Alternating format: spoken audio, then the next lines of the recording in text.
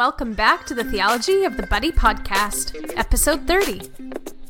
In this episode, Mike, Chris, and myself are joined by our good friend Father Steve Marsh via web call to discuss the traditional feast of Christ the King, why there is no reasonable hope that all men will be saved, and how to care for people who have recently experienced the death of a loved one. In light of the upcoming Feast of All Souls, we also share a couple of good Catholic ghost stories. So come on in, pull up a chair, pour yourself a drink, and join us at the podcast table.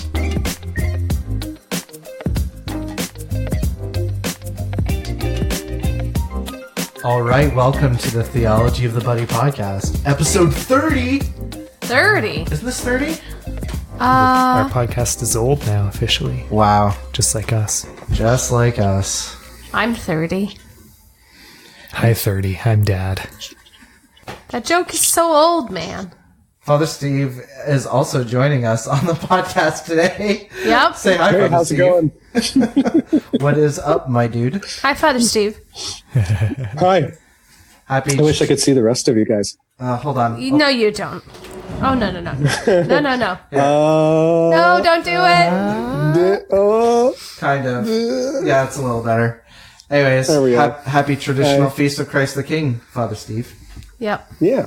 Or shall Okay. we say 30th Sunday in ordinary time? That sounds so boring. I'm sorry. It does. What? More like boardinary time. Yeah. How's it going, my Ordinary friend? time is the stuff of life. How are you, our good friend? I'm doing great. Yeah. Yeah, things are awesome here. It's it's been an interesting and busy day, but we have an extra mass, and so we just had that today, and it went good. That's We had awesome. Over 100 people show up. Wow. Yeah. It's the sinner's mass, right? Last chance mass. Yeah, Yep. exactly. Nice. Nice. Good stuff. Well, welcome back to the Theology of the Buddy podcast, my friend. We're glad. Thanks, bye. We're glad to have you. And, just wanted to double check. How are things going with the luminous mysteries? You still praying them or? Pretty sure that was the last podcast you were on. 1 hour later. Yes, that was. Later. Advocate for the man. luminous. Oh my God. That was like the longest diversion of conversation. It was the whole podcast. I don't really, that wasn't supposed to be the topic though. We never even touched on the actual topic we wanted to talk about. Yeah. Just sidelined with talking about Pope John Paul II and luminous mysteries and stuff. And I was like, I'm not really that invested in this subject. I don't care. Yeah. It's funny. Anyways, yeah. So we wanted to bring Father Steve on the podcast where today our topic is funerals are not canonizations. And No, they're not. we're gonna get into that spicy topic momentarily. But We're pretty sure y'all know what we mean by that. well, you may not. So Maybe not, but but A lot of funerals. We wanted to potentially give tips on how you can approach things now that we're coming up into the month of All Souls in November. yeah. To be able to deal with those questions. No, I think we should be calling it the month of All Saints since we're talking about canonizations. We're talking about both though. You missed No, Yeah, you the were saying that because the canonizing. I'm making a joke. It's fine. Okay. Never mind. That was a good joke, Father Steve. rigid Well done. trads don't get jokes. Yeah. Yeah. Please are don't too make rigid. any more jokes on this podcast, Father Steve. We have no sense of humor. You've already called me rigid once today. We actually got to hang out with Father Steve earlier For a few minutes. on our way back from we attended a pontifical high mass with His Eminence, His Awesomeness, Cardinal Raymond Burke, the Prefect Emeritus of the Apostolic Signatura. Wow. I'm impressed you remembered all that. Yeah, he is amazing. Yeah. So Yeah, happy birthday, buddy. Happy birthday. That's Yeah. right. That's right. Yep. Yeah. So we thought we could maybe quickly talk about how cool that was. Yeah, so let's start with I'm going to butcher the Latin, but Capa Magna. Capa Magna. Yeah, Yep. the cape worn by it's cardinals, right? In particular, they get to wear the Capa Magna. I assume because it's a big red cape. Yeah. Yeah, it's a huge cape. Yeah. It like engulfs Cardinal Burke. Yeah. When they put it on him. Yeah, it does.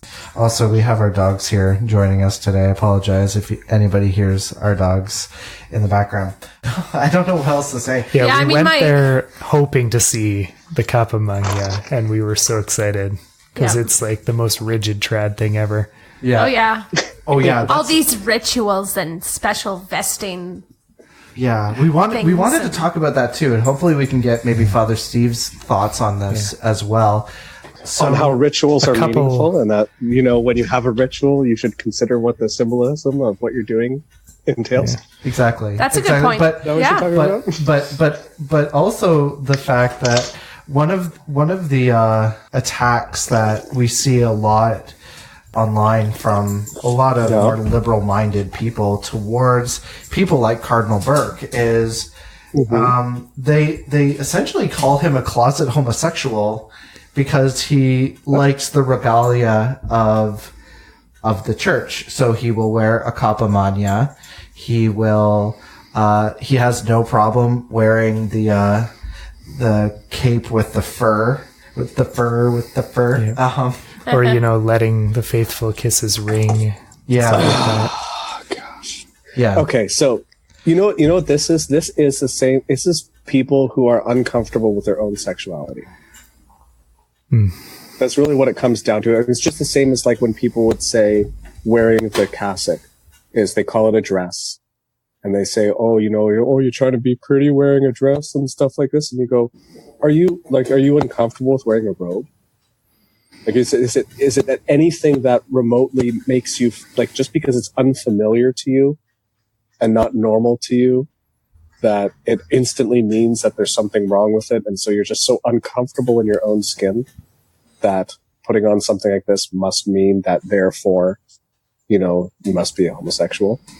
Yeah. Like, even when people look at, I think it's like comparable to people who look at, say, David and Jonathan in the Old Testament and say, oh, well, they were two guys who were really close friends. They must have been, up to other biz because there's no way they could just be friends. Mm. And the fact that, like, when people get so uncomfortable over things like that we can't just, like, you can't just talk about like normal, healthy things. The fact that the church has, there's been dress like this in the church for a long time. It's not like it's a new recent invention. People have been wearing this stuff for a long time. So it's just because certain people feel personally uncomfortable with it. And so to make themselves feel better about it, they try to make it like there's a little poofiness about it and foofara that they're trying to make homosexual connotations and whatnot. I totally buy that. That's at least sometimes the case with these people. Yeah. We were talking about a couple of peripheral issues to that on the way. Yeah, with regards to the recent thing of the Pact of the Catacombs, that was like a renewal of the Pact of the Catacombs done at the close of the Second Vatican Council. They renewed the Pact of the Catacombs. This bunch of Latin American bishops did in Rome. What was the Pact of the Catacombs? Well, I mean, the Pact of the Catacombs, there was a lot to it, but I mean, they say that their end goal was to make a return to more of a poor church. And so they wanted to do away with the regalia of the church. They wanted to get away with, or do away with the, ornate vestments and the ornate vessels. They wanted to do away with the titles, Monsignor, Your Holiness, Your Eminence. And yeah, it's so interesting because Mike and I were talking about this in particular, that for us as men, like seeing the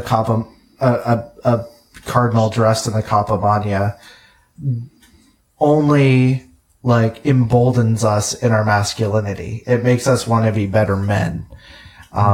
Because we know like people like Cardinal Burke are really good men, you know? Yeah, they're not perfect, okay? But we know that, you know, like these things of the church that we've had for centuries were signs of strength, and because it pointed to the one priesthood of Christ, you know? I was going to say that I think that, I mean, apart from maybe like the people who are trying to go to like a simpler version of things, I don't think that those would be the kind of people who would try and say that dressing in that kind of a way is indicative of homosexuality or something, because their focus would be more on trying to be poor and trying to be simple. And I do hear from people, priests will say like, you know, the titles and the pomp and circumstance and the, you know, and the regalia and all of that is prideful. They might say that, or they might say that it's too much and we need to be simpler, we need to be humbler, or other things like that. But to make a comment about trying to tie in homosexuality to it sounds to me like a false sense of machismo. Like just trying to be, you know, like another example I was just thinking of is say like Gaudete or Laetare Sunday, and you're wearing rose vestments, and there's always like a few people who are like, oh, you're wearing pink, you know, like, oh yeah, it's just the funny, and you're like, what? There's nothing wrong with this. Like, why is that such a, you know, it's purely because you've got this idea in your head that it can't be done, you know, and like, just wear, like, it's fine. It's not the big deal, but there's a lot of priests who are supremely uncomfortable with wearing rose vestments.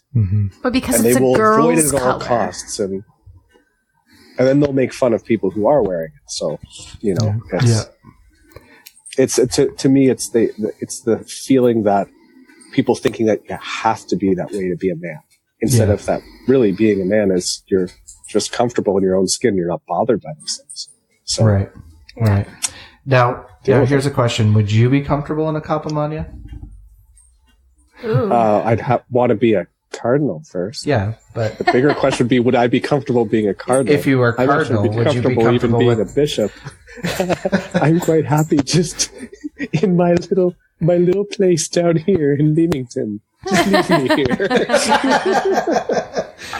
Now, I guess before we move on, the dressing like that, I would have no issue. I think it would be kind of cool, but it's like a Superman cape. To me, it has more to do with the office. I just don't want that work. Yeah, and that's a kind of important thing, that the dress relates to the office rather than the man, right? Exactly. I think that's one of the errors that people. It's subtle, but when people think it's prideful to dress like that, I think it's because, you know, they're thinking, if I dress like that, that means I'm giving honor to myself, rather than really it's honoring the church and the position that they humbly serve. Yeah. Right? And being humble enough to be okay with that. It's the same reason why, like, you have a guy be like, no, don't call me father, call me Randy. You know, like, just the same thing. It's false humility. Like, I think it's really false humility. Those kinds of things. Sorry, go ahead, Julie. Oh, sorry. No, I was just saying, I think it's false humility. Like, when it's like, no, don't call me this instead. Like, there is a particular office that you have. And it's about Christ. It's not. Well, exactly. Yeah. You know, I mean, not entirely the same thing, but it's like, say, as a married person, when it's like, oh, it's now Mrs. And not Miss, like, there is still that, like, I am married, that is tied to that. Even say, if someone were to call me, oh, Mrs. Pinniger, like, yeah, that can be a little weird, just because not a lot of people will say that, but to accept that, like, okay, you're recognizing this thing about me. Another thing it's important. Another example that might cut even closer is something like a wedding ring, right? Yeah. Like if you were to say, I don't want to be prideful, so I'm not going to wear this ring in public anymore. Yeah. It's kind of similar, right? Like that. Anything that denotes, who you are. And that status about you. It's a little different, but like. Yeah. But the general idea is there. It's interesting too because the titles that people with orders in the church receive, right? Like father and then bishop, or your excellency, your eminence, your holiness. All of these titles are in fact not something like, for example, a person goes to school and studies to be a doctor. They get all the right grades, they complete the job, and they get the title. Well done. You've made it. Here's your MD. You're a doctor now. Yeah. But when it comes to things like because it's an honorary title. Right, yes. but father, excellency, all these, things are bestowed upon somebody as an invitation of Christ through the church, right? And it's not because of necessarily, yes, you've done the work behind it, but a person can go and get their licentiate and never be a bishop. Yeah. You know what I mean? A person can, get all the degrees in the world that they ever wanted and never, and never become ordained even, So, again, it's a gift of Christ given through the church. Yep. I just thought of what might be a better kind of comparison would be to, if a dad and his children are calling him dad or papa or daddy or whatever, and he says, no, call me Randy. He'd be like, I don't know why I keep bringing Randy. What do you have against Randy? Like Father Steve likes that better. Call me Randy. Don't call me Father Steve. Call me Randy. But like for a father, that's really, it's pointing to your identity. And so you wouldn't say to your own children, don't call me by that name, because that's who you are to them. And a priest, in a very real way, is a spiritual father to the people.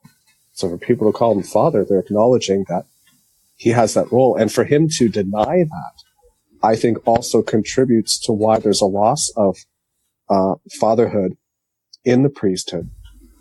That priests have kind of good point. pushed themselves away from. We're not there to spiritually give, to spiritually raise and to rear children.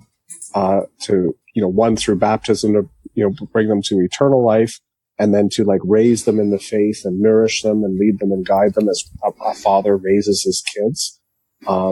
It's more of a like we're buddies, we're just pals, and we're all equals. Like it's like the parent who doesn't discipline their children, but just says like, we got to be friends, we got to be, you're not like that with your kids. Like you have to lead them. You have to teach them. You have to raise them. And if you try to put yourselves, it doesn't mean you don't have equal dignity and value as human beings, but you need to take on that role of the parent. Yeah, definitely. And great point. Yeah. I like what you said about the being called dad. It's not, if my daughter calls me dad, it's not to honor me that I teach her to do that. It's for her sake, right? To so she can feel the comfort of having a dad and the security and to know that relationship exists. And it's kind of the same with the relationship of the faithful and the priest, even with these external signs like the vestments. It's really for the sake of the faithful that a priest dresses like that, not for himself. True. So, I know we kind of moved off from this subject a little bit, but when you're talking about like kissing the ring and that sort of thing, like I've even found that parishioners will sometimes want to kiss my hand, and it's interesting because like I've seen some priests recoil from that and react like, what are you doing? Like why would you do that to me? That's not the kind of relationship here or anything like that. And to me, it's always felt very humbling because I realize I never for a moment think they're kissing my hand. Like I never feel like they're trying to show me in particular reverence or honor or anything like that. I recognize they're looking at me as a priest, and it's their love for the priesthood. It's their love for Christ. So, I mean, it's never been awkward. It's never been weird. It's just been, okay, that's what they want to do. And this is the way that they're honoring Christ. And, then I move on and I'm shaking other people's hands. Some people want hugs and whatever. And everyone does something different. And it's not, a lot of those things I think are only weird and strange if you make them weird and strange. Which kind of going along with that whole subject of what Mike was about to bring up about, what masculinity really is. I think a lot of it is being, comfortable with yourself, and acknowledging who is God and who you are in relationship to that, and not thinking you have to, prove anything, not thinking you have to measure up or, show somehow, find out what's adequate or not. And you just love, and it's not, and there's nothing weird about that. That's one of my favorite things about, in the extraordinary form on Palm Sunday. Mm-hmm. There's distribution of the palms. We don't just go to the back of the church and grab them and priest comes and does a blessing, but they're still blessed, but then we all go up and receive the palm, we receive the palm from the priest, but we kiss his hand first, and then we take the palm. And it is so moving and makes me cry like almost every time. Just, again, because of exactly that. Like, I'm not kissing the hand of the priest. I'm kissing the hand of Christ. Yeah, the significance of it is so huge. Yeah. That's a good segue, because today, after the Mass for Christ the King, Cardinal Burke was outside, and people lined up to greet him. And the customary way that you greet a cardinal is you kneel and kiss the ring of the cardinal. And so Mike got to do that for his first time. Yeah. And Chris and I have done that before with Cardinal Burke. Yeah. But it's an amazing experience, isn't it? It's neat. Yeah. It's crazy to think that we're so lucky in our time to be able to meet a lot of figures in the church like this. Yeah. Catholics throughout history would most of the time never see a cardinal, right? That would be almost unheard of. So it was kind of interesting, but also I've seen a few out during the winter. Yeah, I see those all the time in my backyard. I'm sorry. Just carry on. Act like I'm not here. Where was I going with this? Yeah, kissing the ring. People didn't get to really experience cardinals and prelates in the church.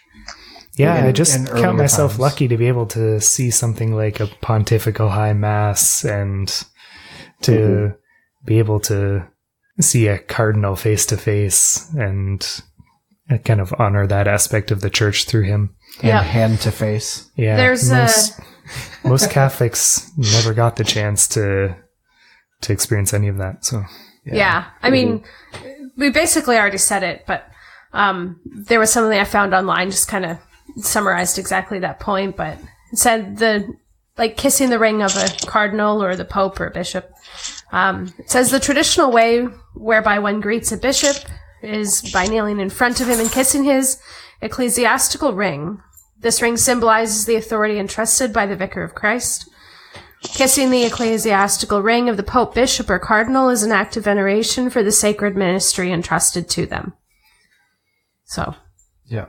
I don't know. Again, exactly a recognition of the office. Right? Exactly. Not the man. It's the office, not the man. Exactly. And the one thing that one of our friends on our Facebook page asked was, he's not a king. Why honor him in that way? And Mike made a very valid point.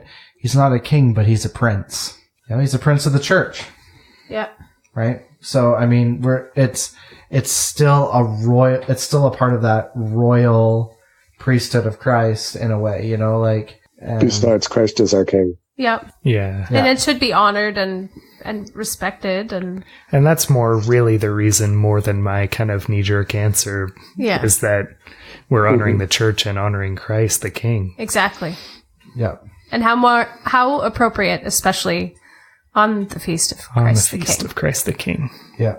Anything we can do to honor Christ the King on his feast day. Yeah. Speaking of that, during the Mass, after the homily, Cardinal Burke had the congregation pray the consecration to Christ the King. It was actually, it's a consecration to the Sacred Heart. Oh, okay. I looked it up after. It's called the consecration of the entire human race to the Sacred Heart of Jesus. Yeah. Solid. It actually, one of the things it said was incredibly apt. Oh, yes. For this current time. Because it kind of goes through the people of the world in categories, but it begins with idolaters, right? Mm-hmm. Which, actually, did you guys hear they didn't actually bring out the Pachamamas at the Mass? We did hear that, but there's some controversy now, eh? Did you hear about... There's controversy? In the church. So they did this weird thing. They brought out a potted plant at the head of their procession, like before the crucifix and everything, and handed it to Pope Francis, and he had it up on the altar. People are saying, like, this plant in a pot is basically a stealth reference to Pachamama without having the actual idol there. Because it's Mother Earth. And she... Oh, no, I get it. I'm just sighing from the depths of my soul. Yeah. And like if you look at the Wikipedia page or whatever on like Pachamama or whatever, it even kind of talks about a thing of dirt, a bowl with dirt in it, representing Pachamama. it's like a bowl with dirt in it. I call it Pachamama.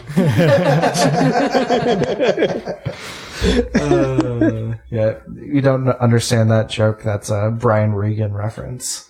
Mm-hmm. It's like a cup with dirt in it. Just put an F on there and let me go home. Yeah. So, just wanted to briefly also just mention the fact of like... Oh, can I say one more thing about the consecration? Sorry to interrupt you. Yeah. Let's do it. You can find the consecration prayer on our Facebook. We posted about it. Yeah. And there's a plenary indulgence attached to praying it. Yeah. Praying it today, though. So, right? You have to pray it on the Feast of Christ the King? I don't think you do. Indulgence? I'd have to double check, but I don't think so, because it's not specifically a Christ the King. I don't know. Maybe I'm wrong. I thought it applied to Christ the King, and then obviously the regular like indulgence. Just add those details to the Facebook page or whatever. Yeah. We'll double check and put it in the show notes. Yeah, the good point. Indulgence details. Yeah. Okay, go on to your next point. And of course, the usual conditions also apply. Yeah. Also, if you need confession, communion. We know a guy. Receiving communion. Yeah. You, Mike and I were kind of talking about the masculinity thing. What were we talking about? It was kind of just a funny contrast about going back to how people call things like having close male friends and dressing in like liturgical regalia homosexual or whatever, or unmanly, but our society has a twisted view of what's manly. So, things like indulging yourself, getting drunk and being promiscuous and not controlling your anger or, wasting your time playing any of your video games. passions, right? It's All of machismo. that stuff is what's considered manly when really it's weak and unmanly. Mm-hmm. Yep. Absolutely. It is actually rooted deeply in the vice of effeminacy, which is a topic that we had. I feel like we always have to clarify that it doesn't mean feminine. Yeah. It actually is the opposite of being truly masculine or feminine. It's just being weak and vicious. If you want to know more about that topic, we did a podcast in season 1 called How to Raise a Man, discussing Father Ripperger's talk on that. And if you want more information about that, check that out. But yeah. One other thing, I guess, before we move on to the main topic, you guys had mentioned about talking about the miracle of that weeping chalice icon. Oh yeah. Right. Oh yeah. Yeah. So I got a bunch of the oil in my room. Oh, I didn't know that. That's Okay. great. Yeah. So when I went there, they had a bunch of Q-tips and they put oil in these little Ziploc bags. And so I got a whole bunch of them. I actually meant to give you guys some, but I forgot. So for anybody for anybody who's not listening or is not familiar, so for anyone who's not listening, I can't tell what's going on right now. Like the poor Jeff. We can say whatever we want about you. no, but in our diocese in the city of Windsor, I don't know, a couple months ago, an Eastern Rite parish, right? It's not Maronite, right? It's it's just it's Eastern Rite. There's an icon wall, isn't there? Wait, is it Chaldean? I think it's Chaldean. Okay. Anyway, it's one of the Eastern rites. Yeah. So they have an icon known as the inexhaustible cup or inexhaustible chalice. Inexhaustible chalice. And it's a icon that shows Our Lady and then a chalice in front of her, and then the child Jesus is in the cup, in the chalice. So it started exuding fragrant oil. Yeah. Or what they're assuming is oil. It hasn't. They're still testing it to see what exactly it is. Oh, really? So, yeah. But Father Steve, you and I were talking about this when it kind of first happened. I don't know if you remember this, and you and I were saying how, like, when you see these kind of miracles in the church, normally it's kind of a sign of there's some sort of bad thing about to occur. Do you remember? Yeah, there's usually the Lord is trying to say something. Yeah. And so, God doesn't just do a miracle and just be like, this is just for fun. It's to draw our attention to something. So there's usually a message that accompanies it in some way, of what the Lord wants to do. And the fact that, like, something as significant as this, like as big a miracle as this, because it was for like 7 days straight. Yeah. It was constantly and dripping, like it was just pouring oil. Just pouring down. And there's videos on Facebook and stuff that you can watch that they took. And, people would just come in and it was just this nonstop oil. And it, I lost my train of thought. Yeah. But yeah, the long and short of it is that there was this miracle happening. Father Steve and I were talking about it being like, sometimes you see this occurring and it's kind of a sign that, there might be something bad that's going to occur. And I have a theory that I came up with just today. Do you want I think it's a great theory. It makes a lot of sense, actually. So it started pouring oil right before the Amazon Synod. And the Amazon Synod, we've seen incredible attacks on the priesthood of our Lord. And anytime that the priesthood is attacked, our Lord in the Blessed Sacrament is attacked. And so I think this was pointing to the reality of the Amazon Synod was about to attack the priesthood. I don't know. That's my theory. I don't know. I mean, the only reason I would think that it's not necessarily related to that is that there was no specific message given in that regard No, I'm just applying my own personal magisterium. Oh no, here. I know, but I'm a miracle will point to like who's the audience. So right now the audience is primarily Windsor and area. Mm-hmm. And nothing has been said like in a more public, larger scale sort of thing. So if the Lord was trying to make a point about the Amazon and make a miracle in that regard, I would think it would happen in the Amazon. Or it would happen with people involved with the Amazon, something in Rome connected to that. Because otherwise it's just, here's a little small town Windsor. No one has any idea in the rest of the world that this is even happening. Yeah. So it doesn't speak to that situation. The Lord would make it speak to that situation. Right. Not that it's not a fair and interesting point. I have issues with things going on in the synod. Just in a general sense, but I don't think that this particularly is pointing to that. Yeah. I think it's more pointing to a need for one thing. I think that like people struggling with addiction. Because, like, did you hear the whole thing about that?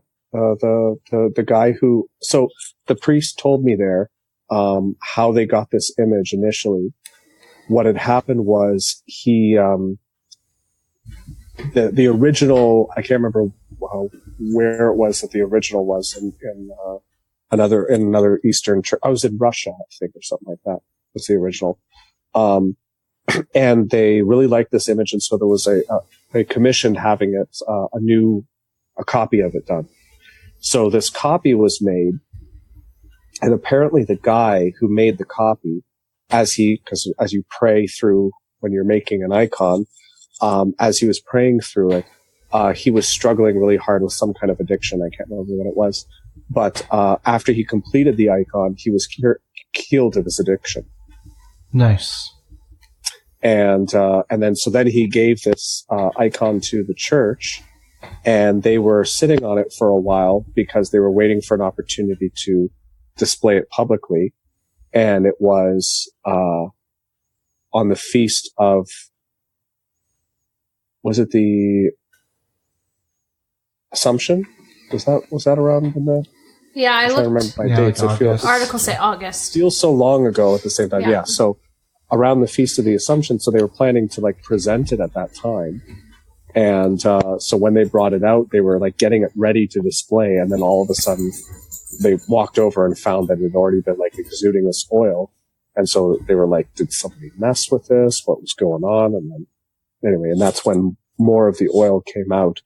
And so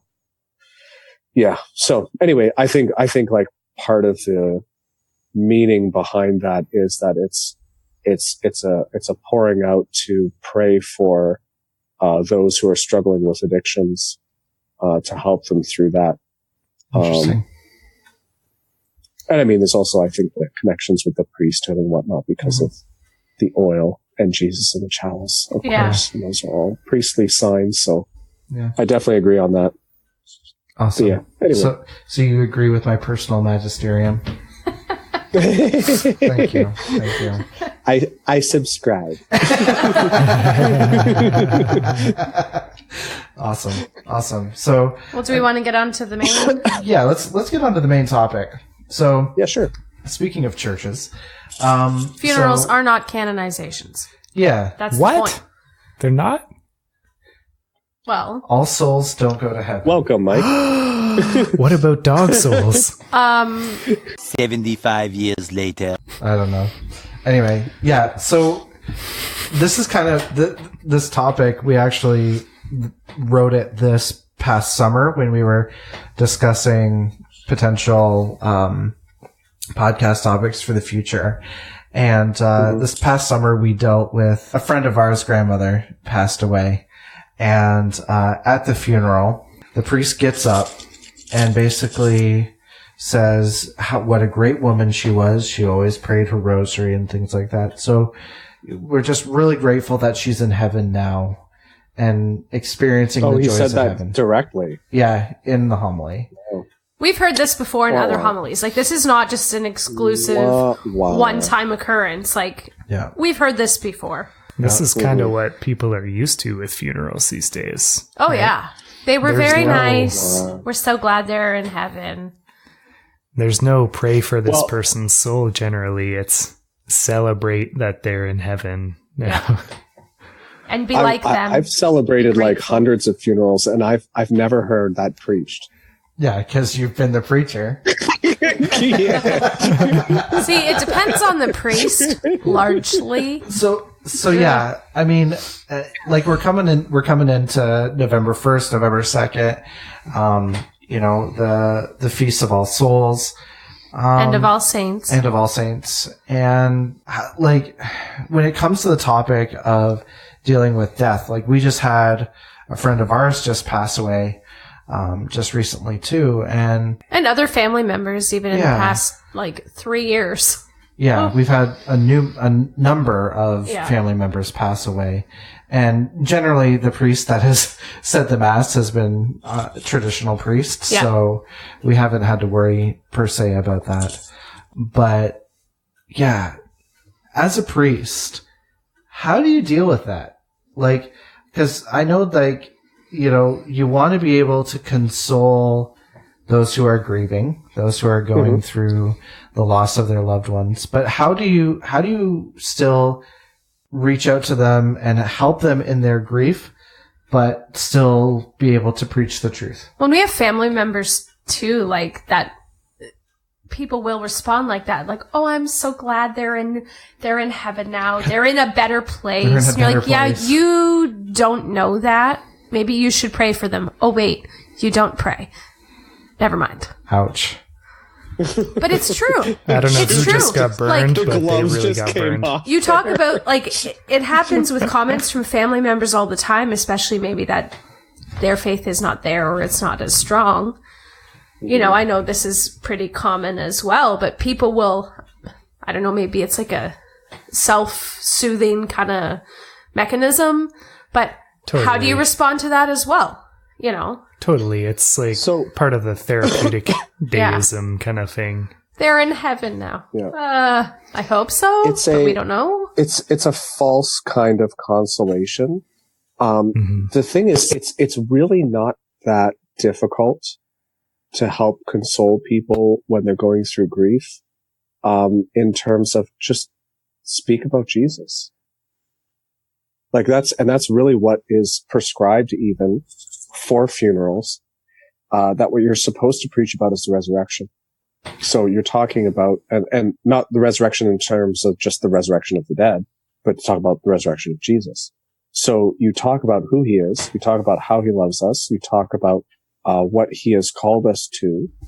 And I mean, I've always found like people are very, pleased and they respond very well. And I've never really run into issues of people being like, I need to know, are they in heaven? Like, or you got to tell me, like, you see that hope, you see that desire. But I encourage people to pray for their souls.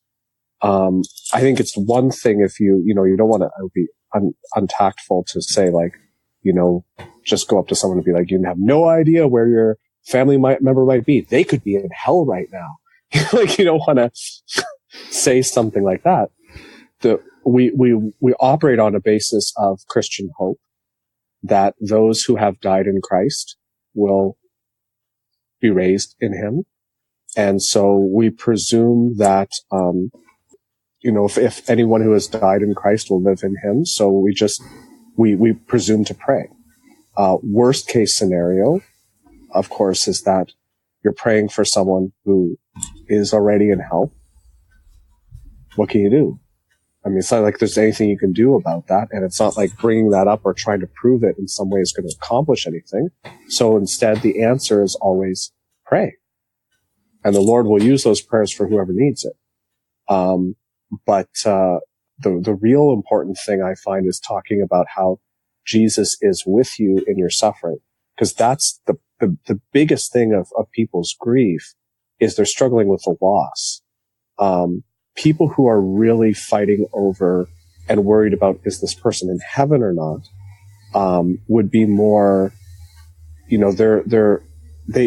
want that they have a better understanding of theology to begin with. So they're not presuming they're in heaven, and they're hoping for it. So you say, let's pray. And then, that's why we're offering this mass. We're offering this mass for their soul. we're going to continue to pray for their soul, offer more masses for their soul, offer up rosaries and chaplets and whatnot for their soul. And that, I think, when it comes down to a person's really struggling of how do I know, you say just keep praying until the Lord gives you a good sense of peace, of knowing that the prayer that he wanted you to do is complete. How can you trust that feeling though? Well, the thing is, if you don't, I find people tell all kinds of interesting stories that seem to come up, that situations seem to come up where a person suddenly is like, things just happen, sometimes almost even supernatural-ish things happen, where it seems to be that the Lord is giving them a confirmation to be able to be at peace. But I think that, as with most things, when God wants you to know something, he tells you. And I think we need to trust that the Lord will make known what we need to have known. And if you're genuinely uncertain, and if you're genuinely like, I don't know, I have no idea, keep praying. I mean, it's that easy. I mean, there's no harm ever done in continuing to pray. But more so for the sake of your own sanity and consolation. Like if you're really worried and struggling over someone, you want to ask God for that sense of peace. And I mean, that peace could mean anything. I mean, that peace might just mean that the Lord says you've done enough with your prayers. Like I honestly have no idea, like what would happen. Like what if someone was actually in hell? And you're praying for them. Like, how does God respond to you? I don't know. 'Cause I have no way of confirming that. Yeah. I've heard a theory on that, but the theory that I've heard is, especially for those of us who are consecrated to Mary, that she takes those prayers that we say for those souls and reapplies them as she sees fit, because every single prayer is her property. Well, of course, and that's what I was saying, is that even the Lord will use those prayers and redirect them as needed. That's why there's never any harm to pray for someone. Yeah. Like you do no harm, even if someone's in hell, you do no harm praying for them, because then the Lord will just use those prayers for someone else. Right. Also, but I meant more like, how do you come to a sense of peace within, of knowing that, what if somebody's in hell? Well, I mean, I think the Lord just kind of lets you to be at rest, to see that all things are according to his will. And so, I mean, if somebody has truly rejected him, there's really nothing that can be done. I mean, it's sad and it's tragic, but, and that's again where it comes down to, I think, that what we need to really lead people in when someone has passed away is to know that Jesus is with them. That in this moment right now, whatever you're going through, whatever struggle you're having, whatever grief you're going through, Jesus knows it. That the answer is not always like an answer. We're sometimes looking for, I need to have a specific answer. I want to hear like certain words said so that I can know here's the answer to my question. But Jesus often answers that question by saying, I'm here. Yeah. And he's near us. He's present to us. He lets us know that he wept at the grave of Lazarus. He lets us know that he's suffered on the cross. He lets us know that he's experienced all of that pain, and he's just there, like holding on to you. And he's just like, I'm here. Yeah. And that's really the bigger thing to preach about, is how Christ is always there. And to just entrust everything to him. And of course, I also use like funerals because of the reality today, they become a sort of a means of evangelization as well. So I will often correct people's misunderstandings about heaven, hell, and purgatory. Basically I preach on the 4 last things. That's pretty much my funeral homilies are typically on that subject, and trying to, get people a proper sense of what we're all aiming for. And then I turn it towards the people who are there and saying, this is why we need to start preparing now. And we need to not, we should use this opportunity The Lord is calling to mind making us look at a lot of questions in our life right now that death is before our face, that we can then say, where are we going? And what are we living for? And what's it all about? But I thought we have a reasonable hope that all men are saved, according to von Balthasar. Is that true? Yeah, hell could be empty.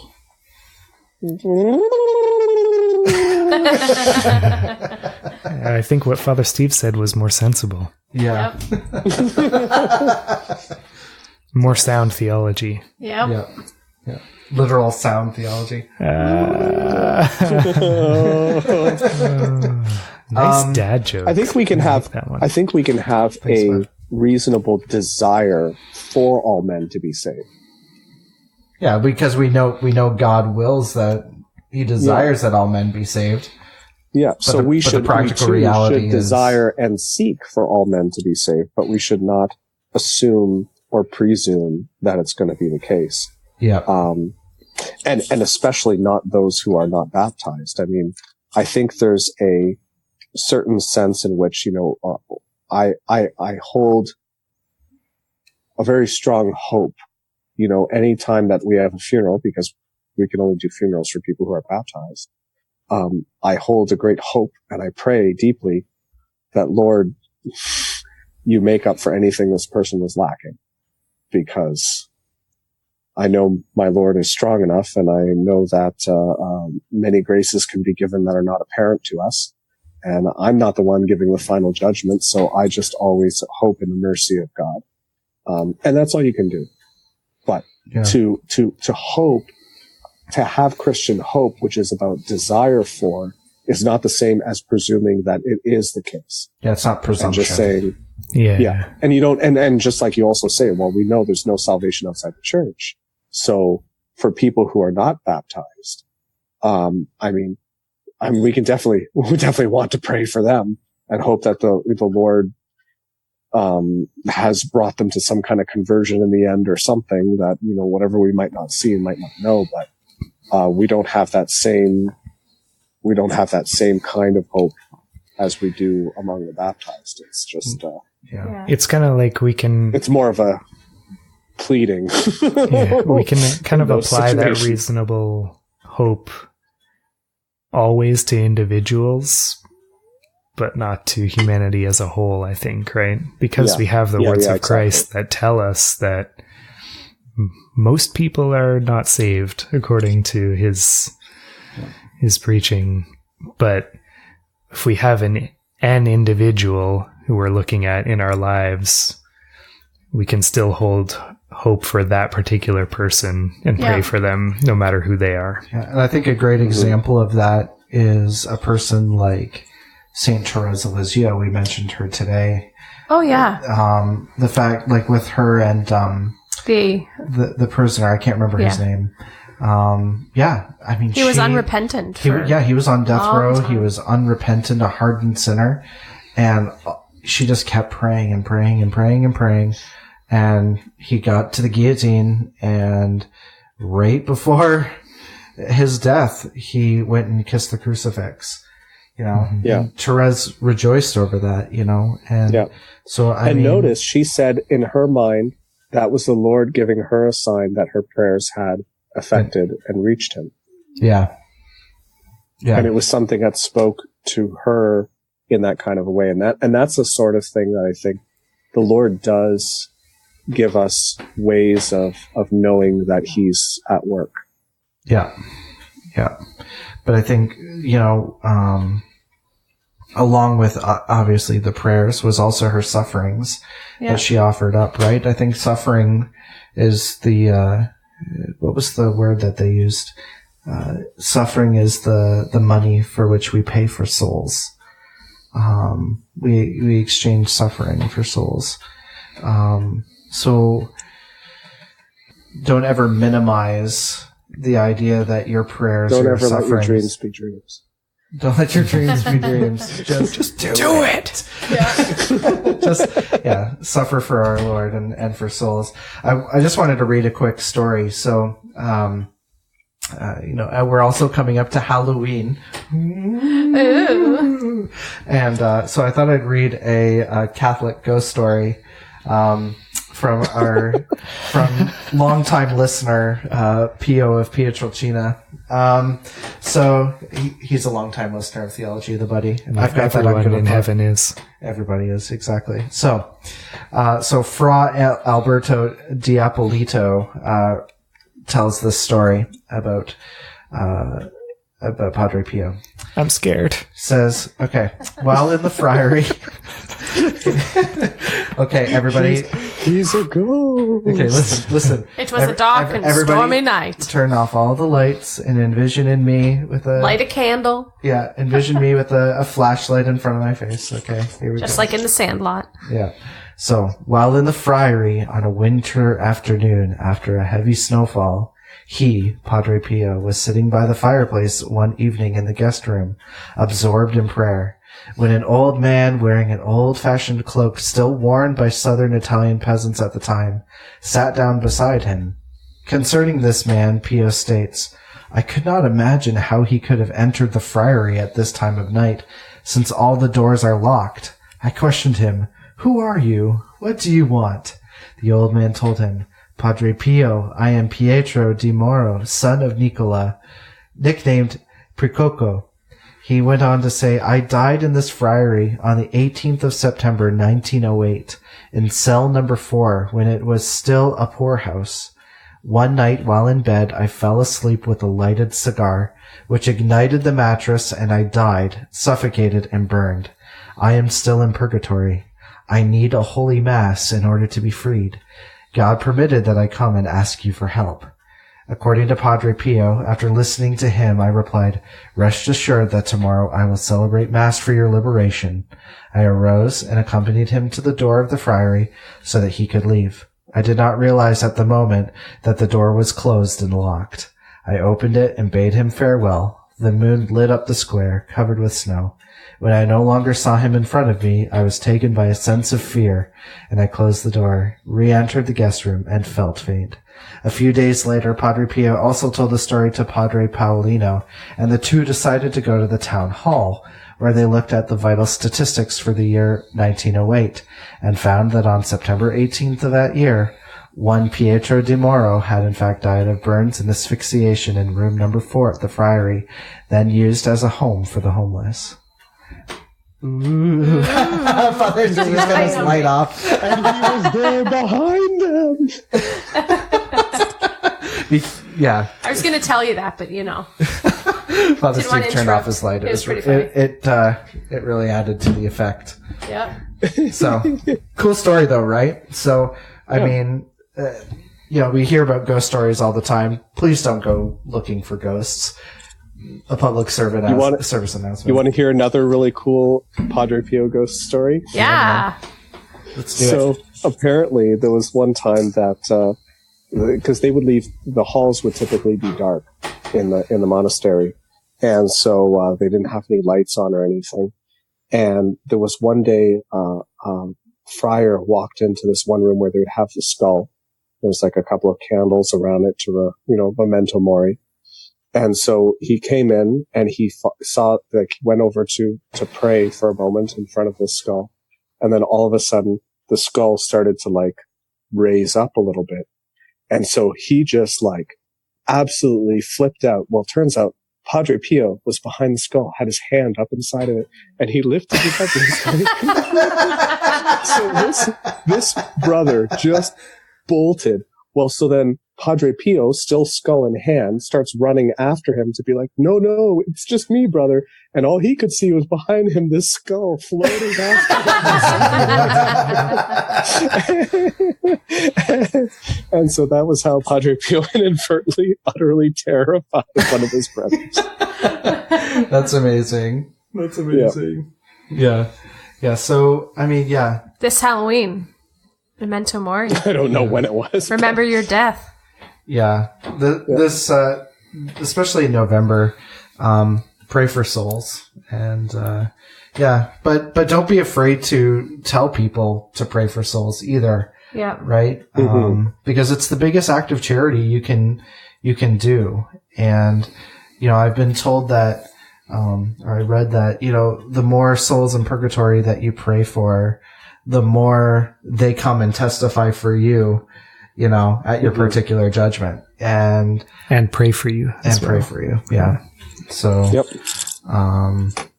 So it's good for us all to kind of work as a family and help each other, Can I share just a little easy practice about praying for the souls in purgatory? Yeah. Yes.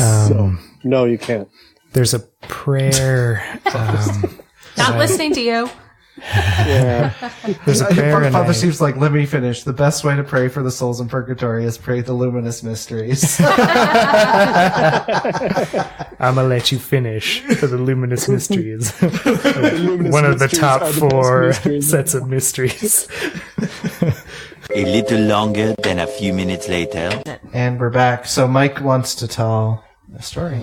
Yeah, it's not really a story. Just a quick and easy way to pray for the souls in purgatory. I think this is one of the most popular prayers.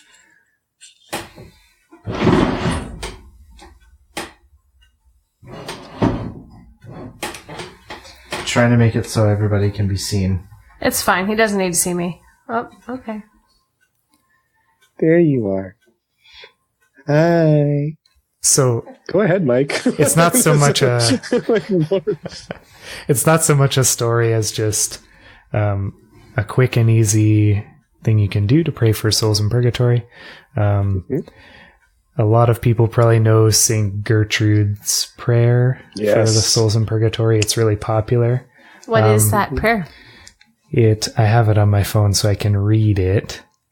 But one thing I liked about it is how it mentions being in union with all the masses said throughout the world that day.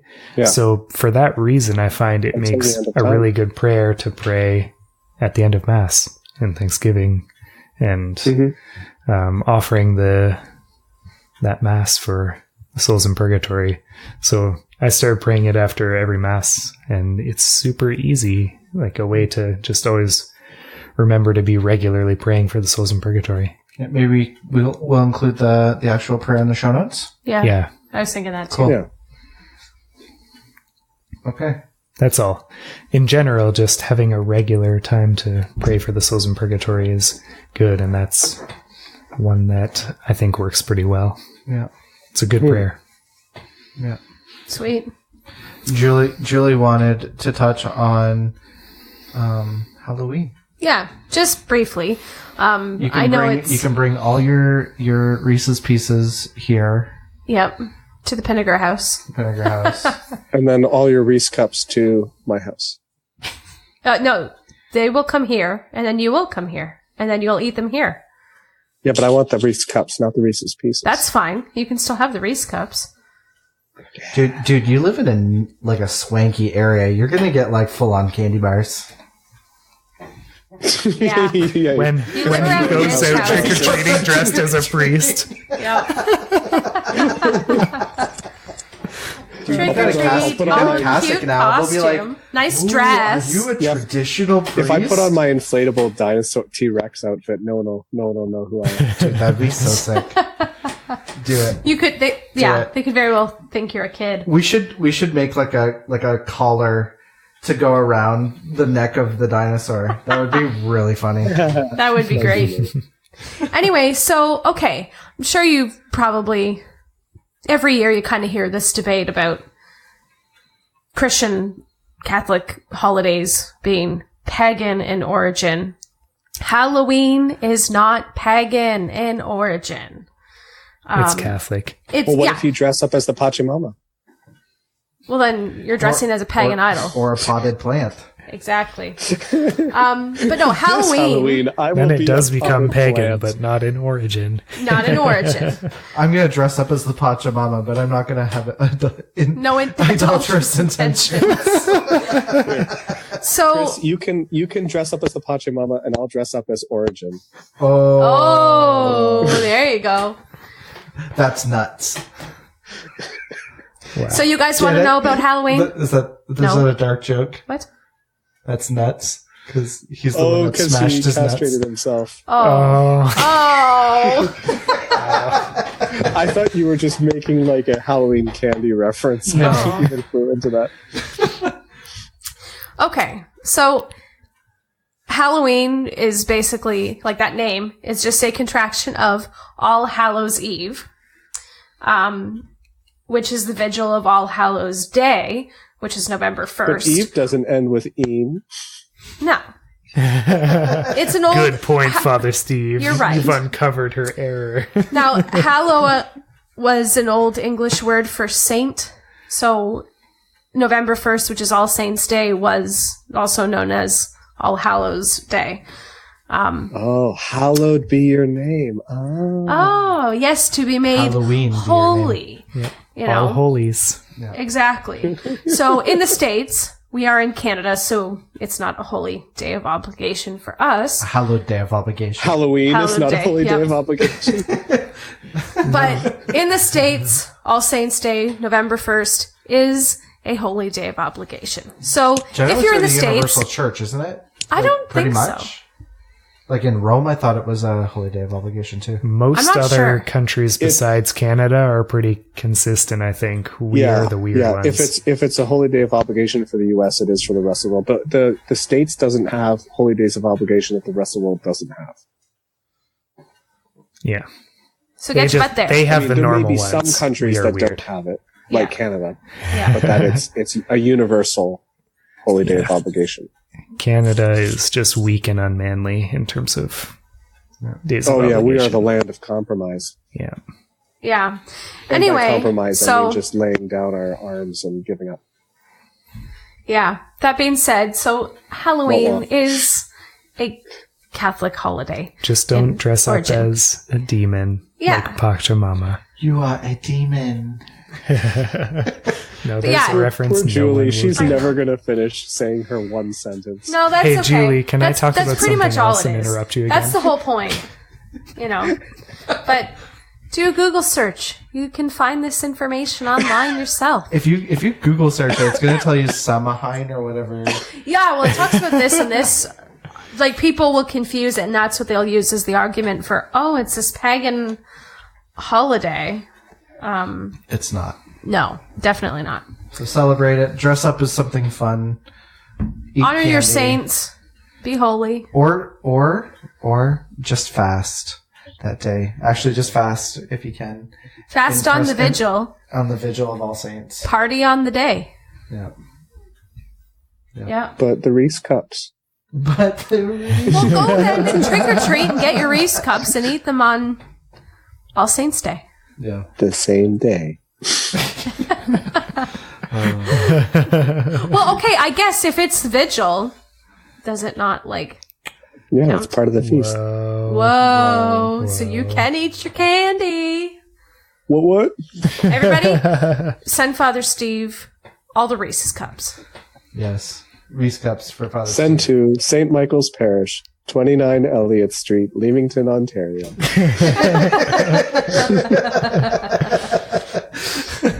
Can you imagine if suddenly there's like a box? If I got a sudden influx of these cups and stuff, I would be so freaking happy.